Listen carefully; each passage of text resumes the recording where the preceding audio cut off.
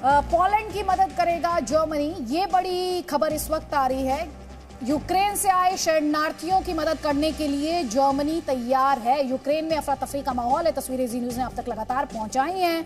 बड़ी संख्या में लोगों का पलायन वहां पर हो रहा है और उसी से जुड़ा हुआ जर्मनी का ये बड़ा स्टेटमेंट है कि पोलैंड की मदद करेगा जर्मनी। इसलिए मदद करेगा क्योंकि बड़ी संख्या में शरणार्थी जो हैं वो यूक्रेन से वहां पहुंच रहे हैं और जर्मनी कह रहा है कि वो शरणार्थियों की मदद के लिए तैयार है। इस वक्त की बड़ी खबर।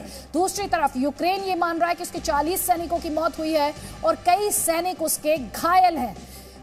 रूस के लिए यूक्रेन का ये दावा है कि उसने 50 रूसी सैनिक जो हैं उन्हें मारा और हम हर अपडेट आप तक पहुंचा रहे हैं। देखिए, जैसे कि आपको बताया 40 सैनिकों की मौत हुई है, ये यूक्रेन कबूल कर रहा है, मान रहा है। और त्रिपाठी सर, देखिए अमेरिकी सैनिक नहीं जाएंगे यूक्रेन।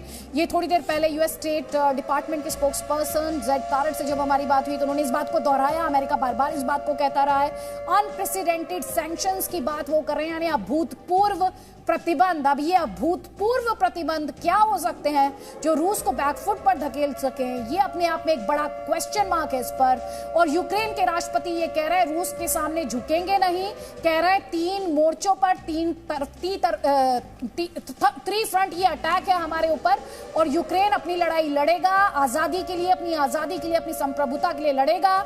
जो भारतीय छात्र यूक्रेन में फंसे हुए हैं उनके लिए हेल्पलाइन नंबर्स हैं और साथ ही कंट्रोल रूम जो है वो बनाया गया है। कई खास मेहमान लगातार हमारे साथ बने हुए हैं और यहाँ पर जेके त्रिपाठी जी, एक इंपॉर्टेंट सवाल जो होगा, अनप्रेसिडेंटेड सैंक्शंस की बात तो बार बार यहाँ पर की जा रही है, लेकिन ये अनप्रेसिडेंटेड मेजर्स ऐसे क्या हो सकते हैं? अब जर्मनी स्टेटमेंट तो दे रहा है लेकिन कह रहा है शरणार्थियों की मदद के लिए आगे आएगा। देखिए, ये अनप्रेसिडेंटेड कोई इतना ज़्यादा नहीं होगा जिसका ये हल्ला इतना मचा रहे हैं जेट तरह या अमेरिका जितना हल्ला मचा रहा है, क्योंकि सीधी बात यह है कि अमेरिका के पास ऑप्शंस इसके सैंक्शंस के भी बहुत ज़्यादा रहे नहीं हैं। बहुत कम ऑप्शन बचे हैं। इकोनॉमिक सैंक्शंस लगा करके देख लिया आपने, उसमें कुछ नहीं हो रहा है। आपने ये भी देख लिया कि उसको कहीं से फंडिंग नहीं मिलेगी, सॉवरेन लोन्स नहीं ले सकता, उसमें कुछ नहीं हो रहा है। और आपके यहाँ नेटो में खुद ही एक मत नहीं है लोग, तो इसलिए इकोनॉमिक सैंक्शन से कोई फ़ायदा नहीं होगा।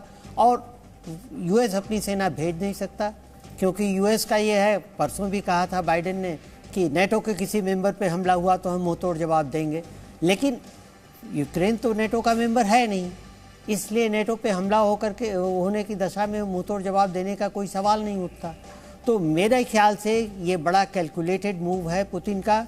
और कल जब G7 की बैठक हो रही है, वो बैठक कुछ फैसला करे इसके पहले ये पुतिन लड़ाई ख़त्म कर देना चाहते हैं, ताकि और उसके बाद वो कहेंगे कि हमने अपने वादे के हिसाब से हमने कब्जा नहीं किया, हमने लड़ाई ख़त्म कर दी, हमने यूक्रेन को सबक सिखा दिया और हम वापस लौट गए। यूक्रेन को मिलिटरीली पनिश करना चाहते हैं पुतिन और वो कर रहे हैं। ठीक है सर, मैं आपके पास लौट रहा हूं, लेकिन इस बीच में एक बड़ी खबर। यूक्रेन के विदेश मंत्रालय का बड़ा बयान है। यूक्रेन के विदेश मंत्रालय ने बयान दिया है पूर्वी यूक्रेन पर रूस के हमलों में बड़ा नुकसान हुआ है। पूर्वी यूक्रेन पर जो हमला किया रूस ने, उसमें बड़ा नुकसान हुआ है। रूस ने मिसाइल और बमों से हमला किया है, मिसाइल और बमों से हमला किया और बड़ा नुकसान हुआ है। लगातार जी न्यूज पर ये बड़ी कवरेज आप देख रहे हैं।